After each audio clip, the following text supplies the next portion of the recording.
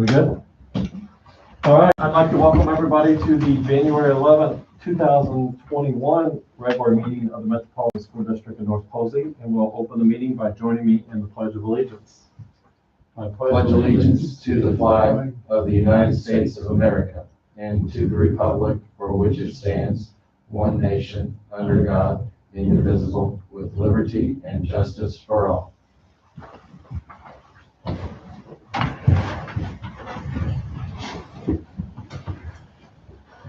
I think we need to let everybody know that's not here in attendance. We have a board member that's joining us virtually. Amy Will is on the phone and is not here in person. We'd also like to welcome our new member, Mr. Colley. So welcome to the board. Thank you. Our first item on the agenda is patrons' concern. And we'll note that there is not one. Amy, are you taking minutes or is Greg taking minutes? I can. I say if Greg can, but Yep. I don't have them written in front of me. Okay. I got that while I was there. All right, I just thought about that. Thanks. So we need to mark that we had no patrons concern. Mm-hmm. Our next item on the agenda is our annual oath of office and reorganization. And we will turn that over. Do we want to do that now or do? Yeah, we want to do that now. So we're going to turn it over to first to Marcia, I believe. Marcia Evans. Marcia Evans, All right. who is our notary public to. I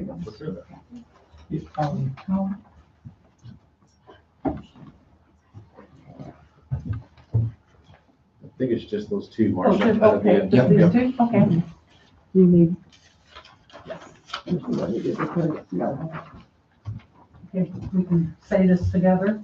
If you would state your name, please, Larry Colley. Vincent Oakley. and then just repeat after me. You can do it together. I do solemnly swear Do solemnly that swear I support the Constitution That I will support the Constitution of the United States of America of of the United States of America and the Constitution of the State of Indiana and the Constitution of the State of Indiana and the laws of the United States and the and the laws of the United States and the State of Indiana. and the State of Indiana. I will faithfully execute I I will will faithfully execute the duties of my office the the duties of my office as a member of this governing body, as as a member of this governing body. so help me God. So help me God. And you just need to sign above your name.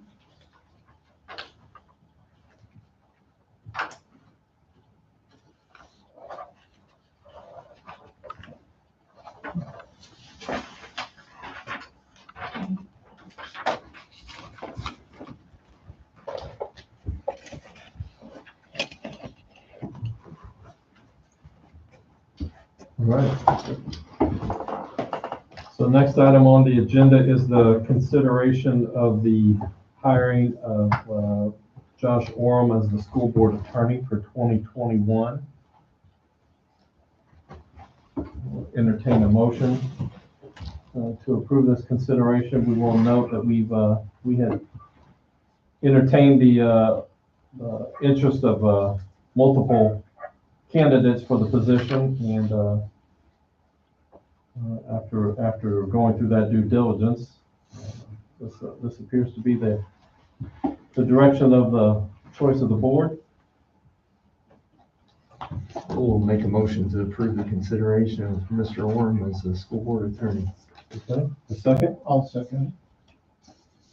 So we have a motion by Mr. Oakley and a second by Mr. Colley to approve the consideration of Mr. Josh Orem, a school board attorney. Any comments or questions?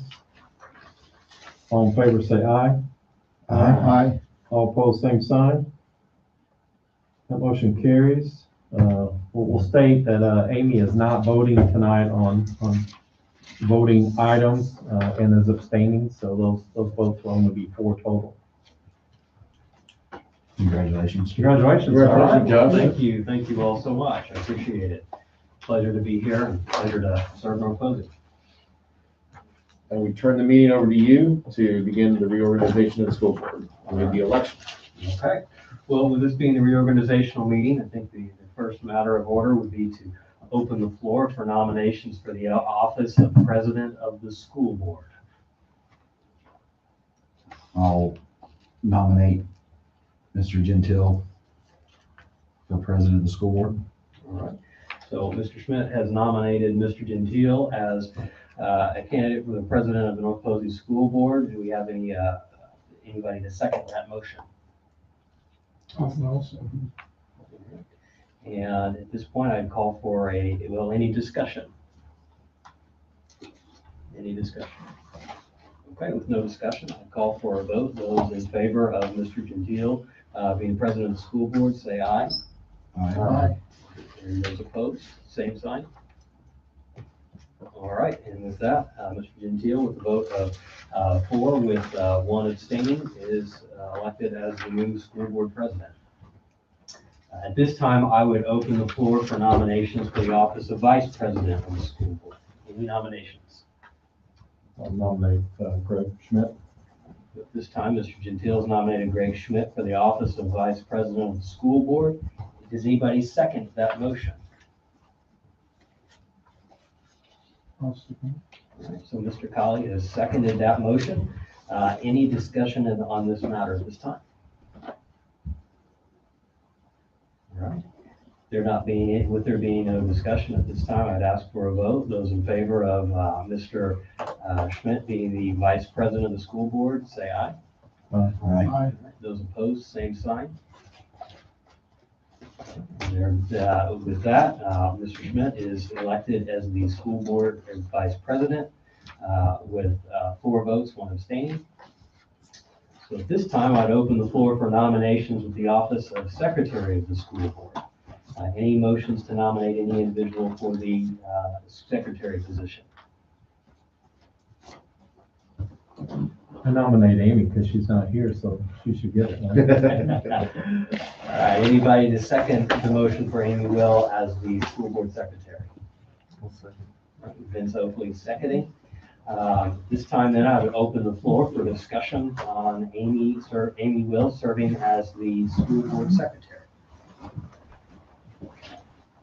All right, any discussion? With that, call for a vote on the matter. Those in favor of Amy Will serving as the school board secretary, say aye. All right, those opposed, same sign.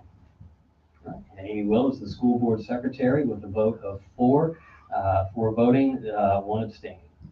Then I would ask for any of the members to appoint a treasurer or any nominations for well, let's break this down. Let's say we'll do treasurer and deputy treasurer for the school district all in one. So I'll appoint or nominate to appoint Miss Carol Lufer and as the treasurer and Miss Jamie Bender as the district deputy treasurer. Okay. And do we have a second for that motion? I'll second it. With that, any discussion on this matter? Okay. And with there not being any discussion on the matter, I would open the floor to a vote. Those in favor of appointing Carol Lufer as the district's treasurer and Jamie Bender as the district deputy treasurer, say aye. Aye. Those opposed, same sign. All right, with there being a vote in favor of 4, with 1 abstaining, Carol Lufer will serve as the district treasurer and Jamie Bender will serve as the district deputy treasurer. At this time, I ask the board to nominate, if there are any nominations for members to the Board of Finance.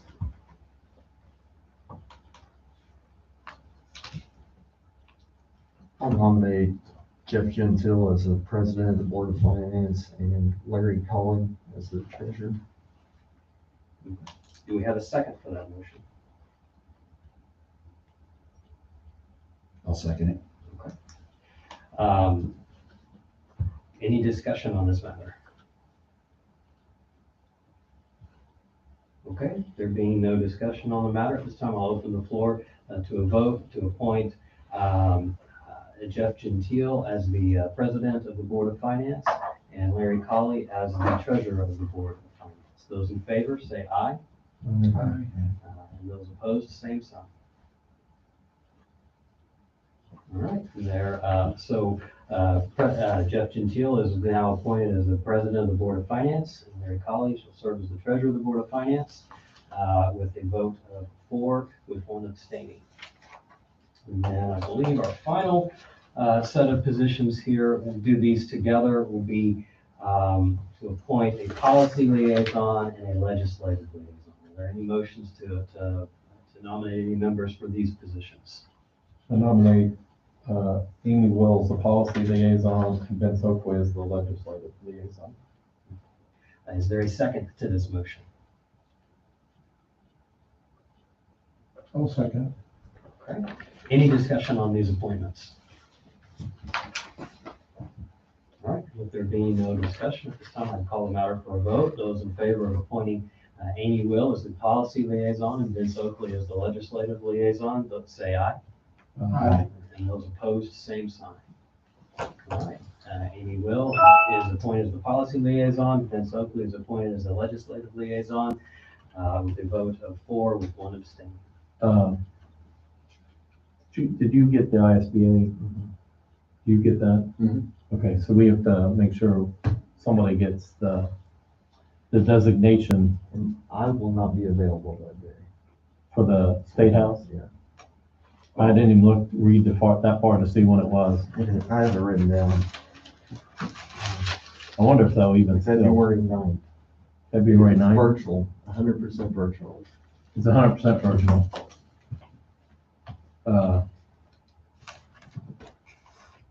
No, I take that back. I haven't got anything from my SBA yet.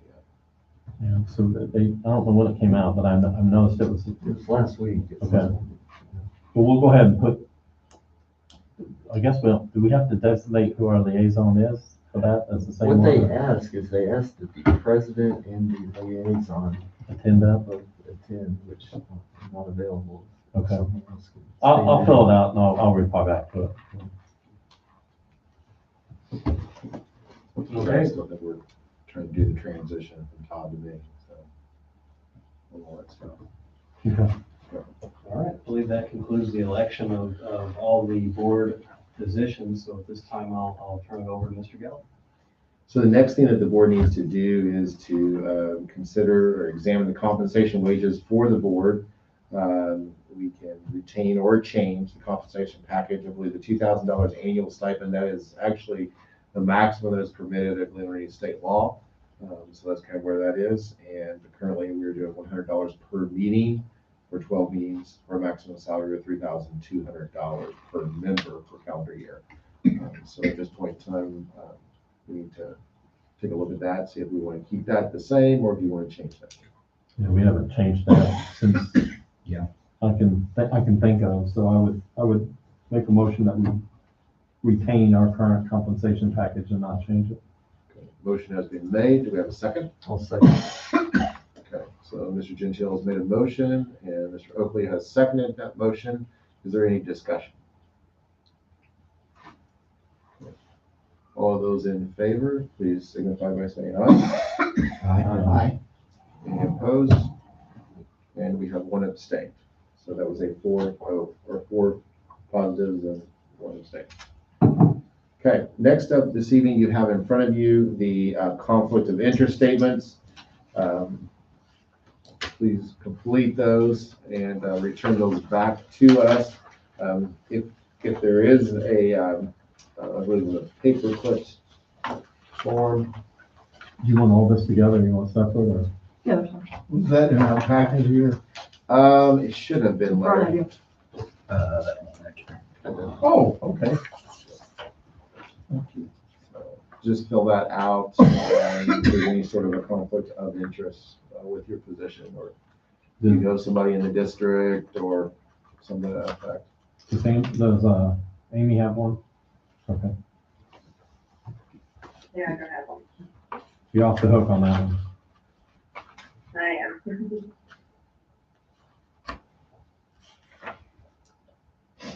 So at this time, I'm going to turn it back over to Mr. Gentile, as board president. All right, thank you, Mr. Galvin. The next item on the agenda is the minutes, claim docket, and consent items. We'll entertain a motion to approve those items submitted to you previously. Make a motion that we approve the consent items. Second, I'll second. we have a motion by Mr. Schmidt, and seconded by Mr. Colley to approve the consent items, agenda and minutes, and claim docket. Any comments or questions? I have one question on the claim docket. It doesn't necessarily need to be answered tonight. On page 3, there's a Liberty PCS virus protection. Just wasn't sure what exactly that was. Okay. I'll find that out and get that back to you. So page 3, you said Liberty PC. Liberty Virus PCS virus protection. Okay. All right. It's probably something connected with our technology. I'm That was my guess, but Yeah. with all the different types of viruses these days, I wasn't sure. I did want to point out S-Craft, which is our property and casualty insurance, did have an increase this year of $14,902.05 from 2020. And then you also have the new E-rate in there, and that actually came in about $800 cheaper per month. So whatever money we saved on E-rate will be going towards S-Craft. So, but want to make the world aware of kind of the change from last year to this year with those two things. Any other comments or questions? All those in favor say aye. Aye. All opposed, same sign. The motion carries 4-0. New business, Mr. Galvin. So this evening, you have a presentation in your packet, and for our community, this presentation will be posted out there on the website underneath the superintendent page. Legally, we are required on an annual basis in the month of January to present to the community and the board a review of our financial picture. And so if you look at the first part, and these probably the first 4 or 5 slides is from what's called the DUOB. This is the organization at the state level that looks at finances within the state. This is the group that you probably have heard, school corporations that have gotten into financial difficulties. DUOB have the ability to go in and actually take over the corporation. And they created this financial indicators to once again communicate to the community of how's our district standing and stuff. And so the first one here is dealing with average daily membership. You can see there the blue is the fall in-person count. The green is the spring in-person count. That has gone back and forth. I believe 2 years ago, the green spring count did not count for money. They now returned back to it does count for money. And as you know, average daily membership is really how we get our funds. And we are now approximately about $6,700 per kid is what we receive. Special education is usually more than that. But that's kind of the average that we have there is $6,700 per kid. So anyway, you can kind of see that the blue line there, we've had a general trend downward, declining enrollment.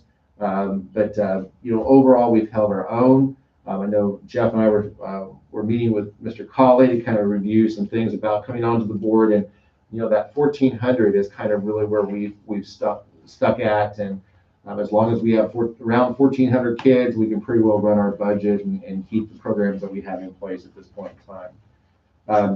The next slide there is fund balances for the corporation, and I think this is just something that I wanted to point out to you is. As we all know, the world kind of changed in 2011. Your education fund, or what used to be called the general fund, changed from being property-based or property tax-based to being mainly supplied by the state revenue, tax revenue, or sales revenue. So therefore, you can definitely see that trend is with that general fund, and then coming down to the general education fund has definitely been a downhill slope.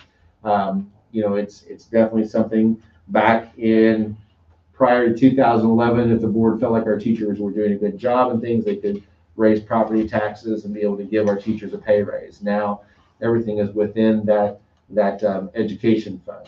The other thing too that I'd like to point out is that rainy day has kind of been fluctuating around. We have a fairly sizable rainy day fund right now.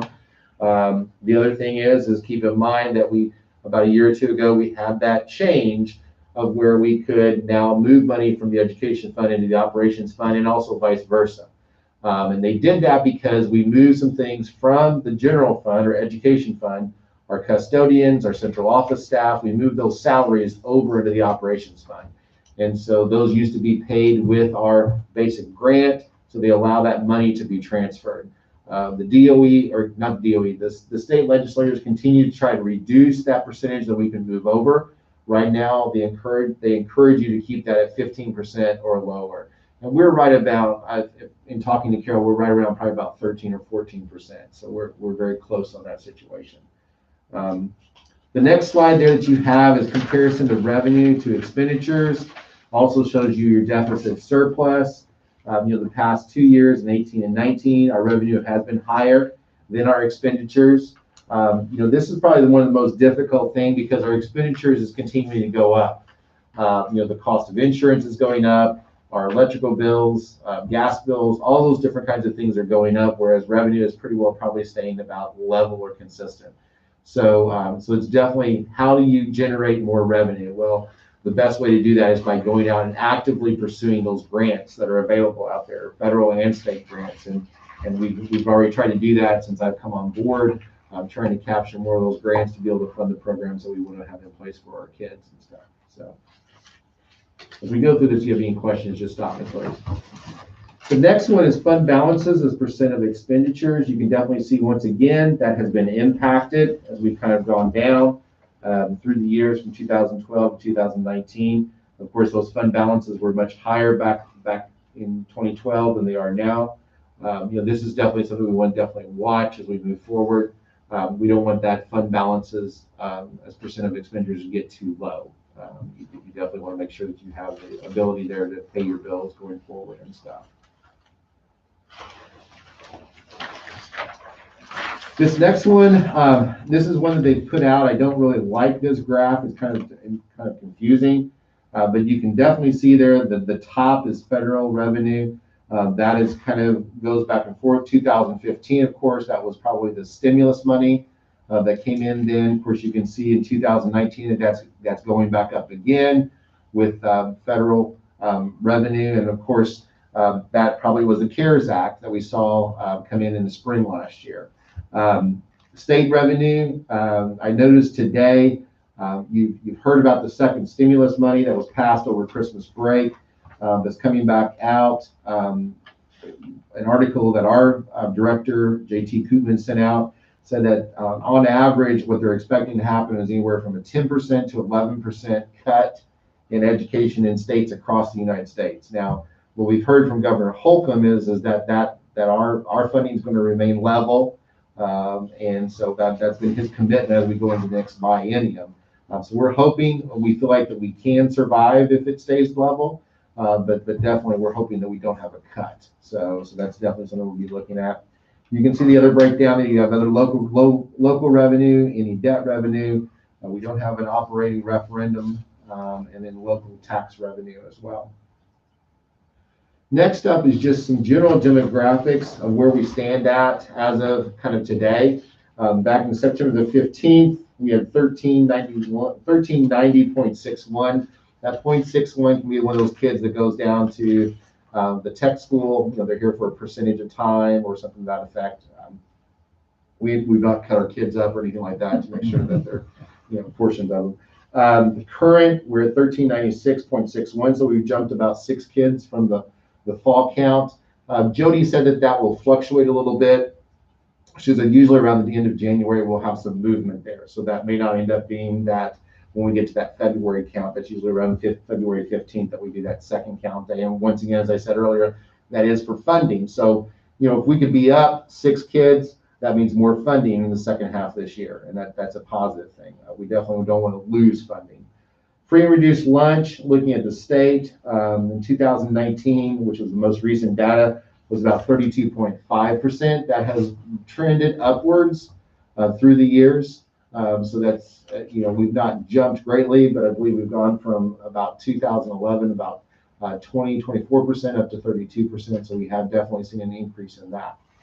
Special education population is about 18.5%, and that was as well as in 2019.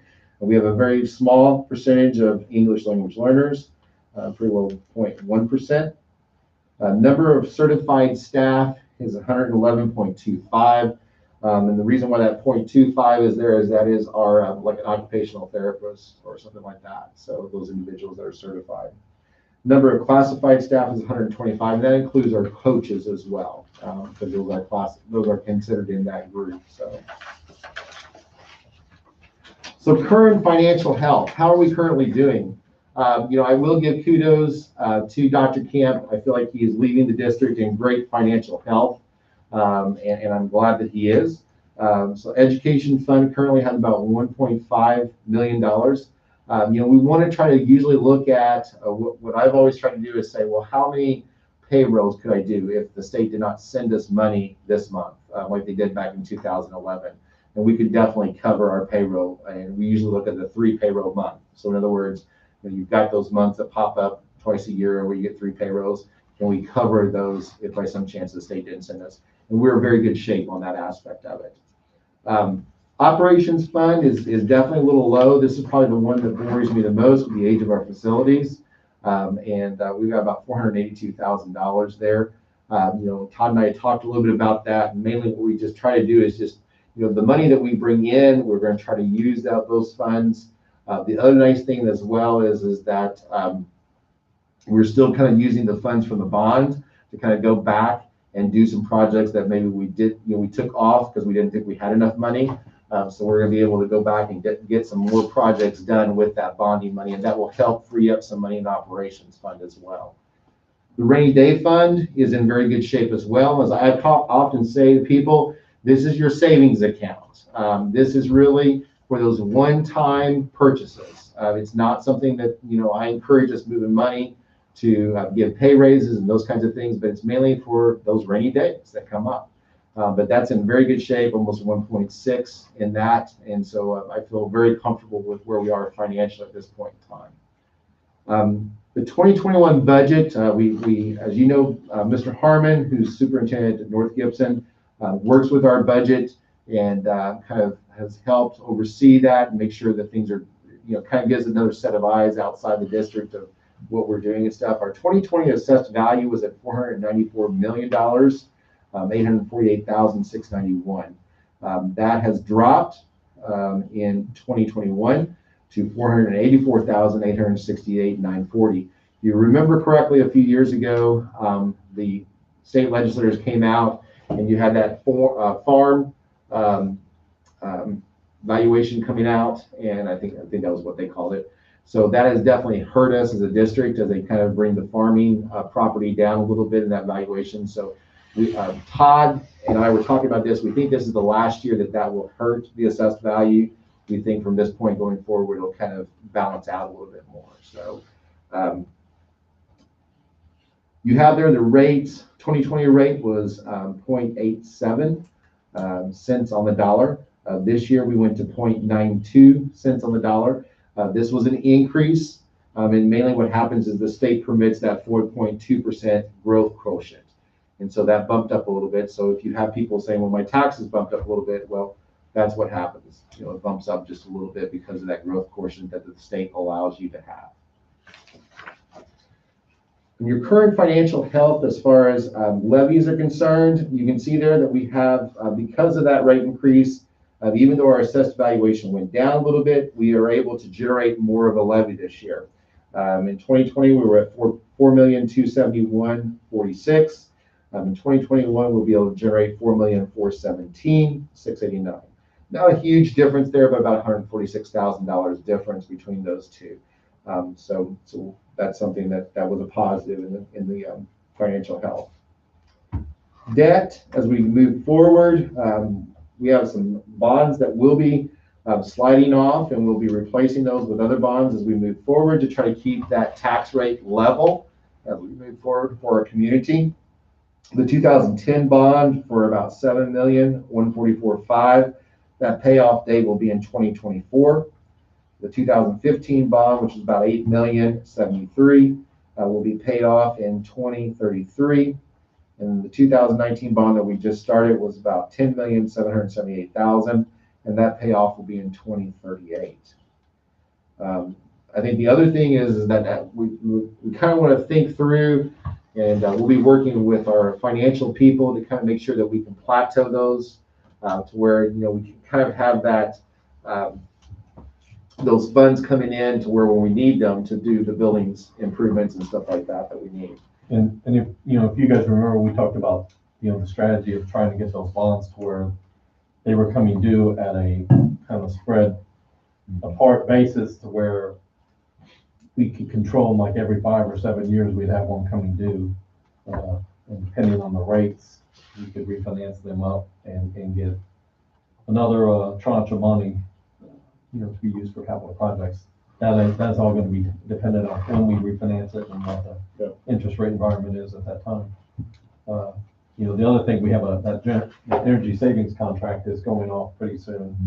So we'll be needing to probably look and see if there's any projects that could fit into that. Yeah.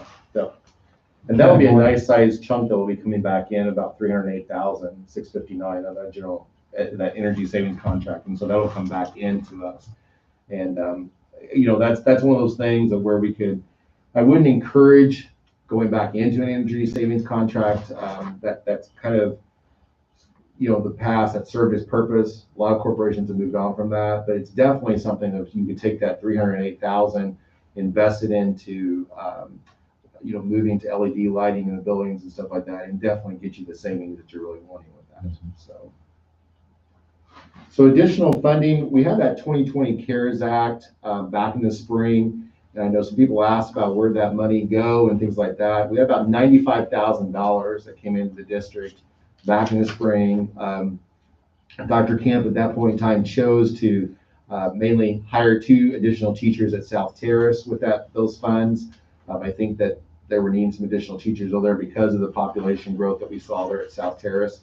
We did receive another $10,000 in that first window, and we're working through that process right now of trying to do some social emotional learning with those funds, and that's going to be about $5,000 for that. And that's one of the key elements within that CARES Act is social emotional learning. The other $5,000, we're trying to figure out what we want to put that towards. There's some different components. You can do some curriculum mapping with that to kind of make sure that we're connecting our curriculum with the technology and those kinds of things, making that inclusionary approach. So those are some things that Shannon, who oversees that grant, and myself are talking about. We are supposed to get another round with this last passage of the CARES Act. I saw last week from Dr. McCormick in her newsletter that they're going to be meeting with the feds probably sometime in the next week or so in January. So I figure probably the end of January or 1st of February, we should hear something. It is our understanding that money it's a bigger pot than the spring monies that we got. So we can do a lot of things with that. Once again, social emotional learning, virtual learning, improving technology for that. So we're looking at purchasing computers possibly with that because we're getting ready to purchase, and that would save us some money in our operations budget. The other thing too that we could definitely use that for is improving air quality. And so one of the things is we're needing to replace the HVAC at the high school. So we'll see what those funds come in, but there are definitely some things that we can put that money towards. So. It does kind of concern me that 2020 CARES Act was spent on something that's probably recurring cost. Right. So you're looking at something that's not recurring. Yes.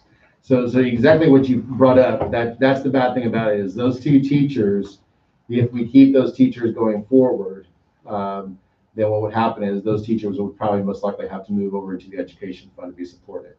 And we'll look at that as we move forward. We're getting some retirements this year, so we may be able to kind of, make a wash there, make some cuts and things like that to support those 2 teachers in the education fund. But yeah, with what you really want to do is when you're getting those kinds of funds in, those are one-time funds. They're not going to be reoccurring funds. So you mainly want to look at, is there some ways that you make some purchases to possibly save money in your accounts. But at the same time, it's not an ongoing expense. It's just a one-time, hey, we're going to do this, and that's going to save us some money down the road and stuff. So, yeah, good question. Thank you. Anything else on that? So looking at just some challenges and opportunities as we go forward. First of all, the education fund. Like I said, the education fund has really become mainly that it just mainly pays salaries and benefits for our employees. A very small portion of it is for supplies and PD, but most of it is now just basically focused on salaries and benefits.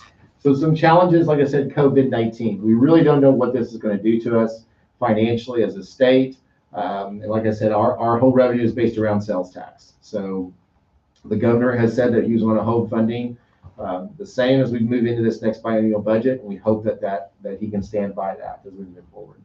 The second one I put in here, but I don't know, declining enrollment. I really think that this may or may not be an issue as we move forward. I think my thinking is that this new sewage system that's going to be put in from Blairsville to Wadesville could definitely open up some new housing developments in that area, in those two communities, and that could definitely change our enrollments.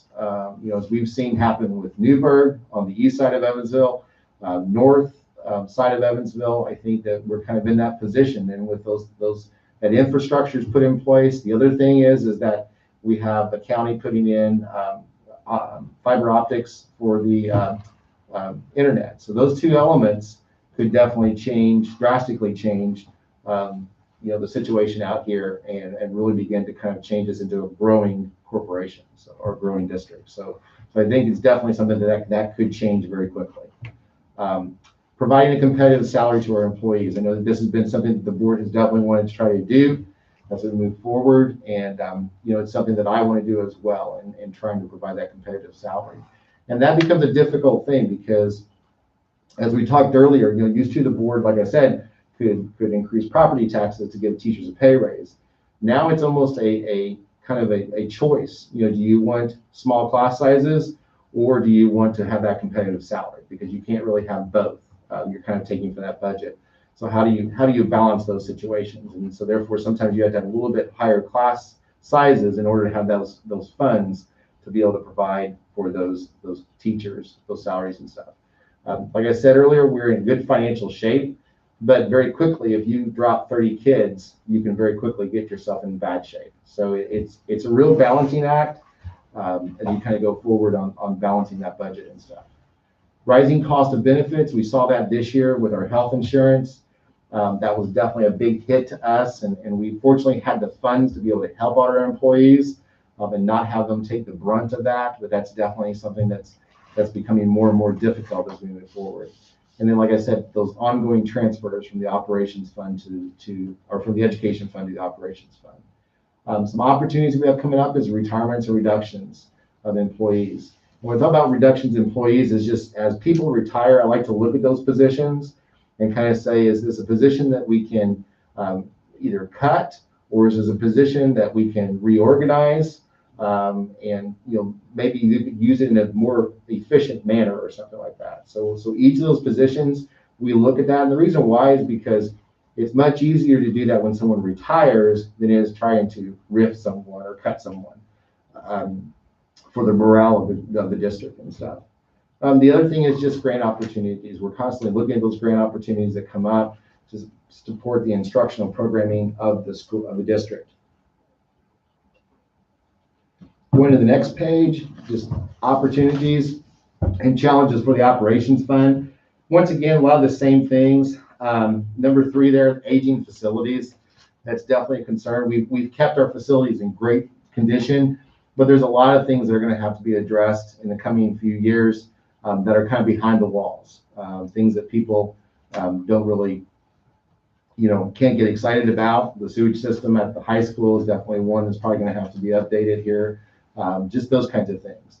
Electrical and natural gas expenses. We're constantly looking at how can we partner with consortiums to bring those prices down. And that's something that we would definitely look into. And actually right now at the state level, They are working on trying to create some electrical, that we've got some natural gas consortiums, but they're also looking at trying to do some with electrical as well.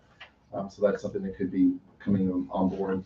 Like I said, declining and assessed valuation opportunities. One of the things I'm working on right now is to do a facilities audit, and have them come out and look at our facilities, talk to our principals, talk to our maintenance people to really understand where are we with our facilities, what kinds of things are going to be happening in the future that we need to prepare for financially, to where we're not caught off guard and stuff. Once again, even on the operations side, which like I said is kind of central office, as well as our transportation and maintenance, retirements, reduction in employees, grant opportunities, and like I said, consortiums to benefit from bulk purchasing. So once again, coming back to kind of wrap it up, like I said, we are in good financial shape, but that can change very quickly. And so I think we have to remain prudent and conservative as we go forward, and trying to just look at all different options that we have, to make sure that we keep the district in the best financial shape that we possibly can. Any questions that anyone has?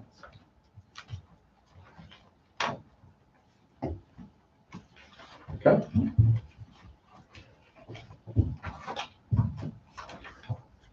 All right, next item is professional leave request. So I'll entertain a motion to approve the professional leave request as presented. I'll make a motion that we approve the professional leave requests. Second. I'll second. So we have a motion by Mr. Schmidt and seconded by Mr. Oakley to approve the professional leave request as presented. Any comments or questions? All in favor say aye. Aye. All opposed, same sign. Motion carries 4-0. Reports, back to you. You have, first off, the good news report. Not quite as extensive. We had the holidays in there, but just a couple of things. First of all, I want to extend our appreciation to our staff. They just continue to rise above this COVID-19 pandemic and continue to make sure that our kids are experiencing the great things that are happening with programs and things like that. The other thing is we also want to extend one of the things I want to point out down here is El Charro, which is one of the restaurants, Mexican restaurants on the west side. They have provided meals to, I believe, the junior high as well as South Terrace. They've just done phenomenal this year. They've given our buildings a great price. And when our principals have called, they've just said, "You're teachers.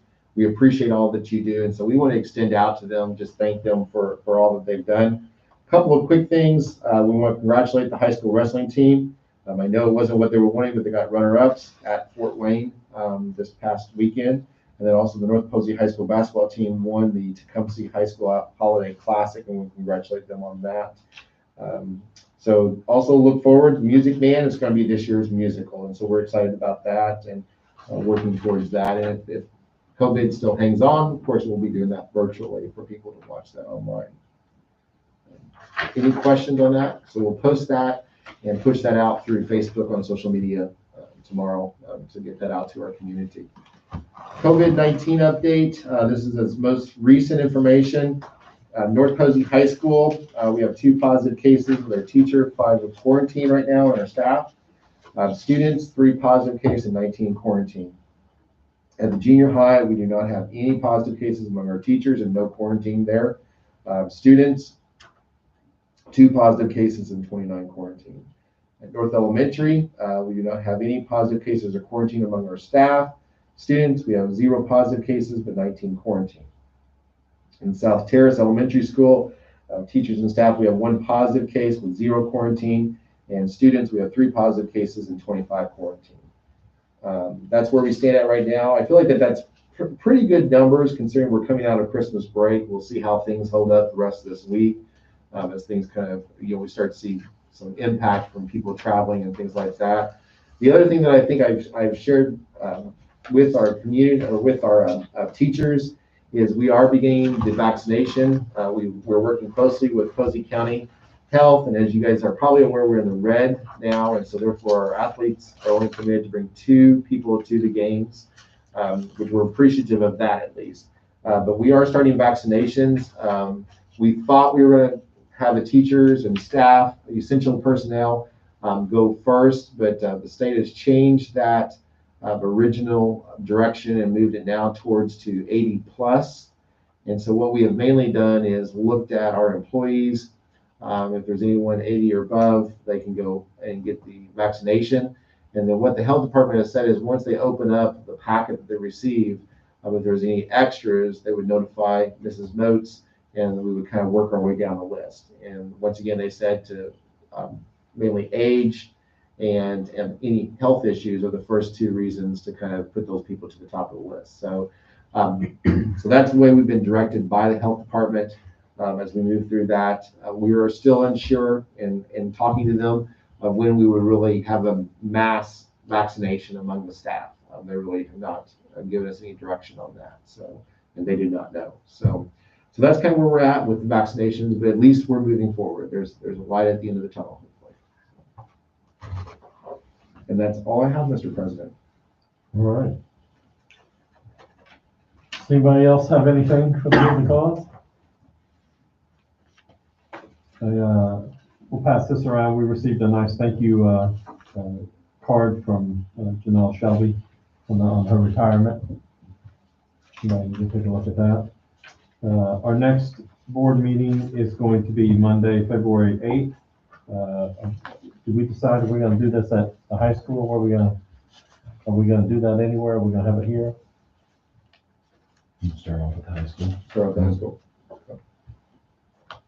And I think we did that in the library previously. Mm-hmm. So we'll want Dr. Streeter to know so we can, if he wants to take a tour or show us around, we jointly start that executive session at 5 to accommodate that. If that doesn't work out for him, we can do junior high or South Harris. We just need to let Amy know so she can get it advertised accordingly, right? If it's at the library, we could do Junior junior high. high or high school. Yeah. So. All right. I don't have anything else. Appreciate it. We'll entertain a motion to adjourn. I'll make a motion that we adjourn. Second. A second. We have a motion by Mr. Schmidt, seconded by Mr. Oakley. We are adjourned. Thank you, everybody. You guys were a little slow on that. I was starting to wonder. Amy, you still on? You guys want to adjourn?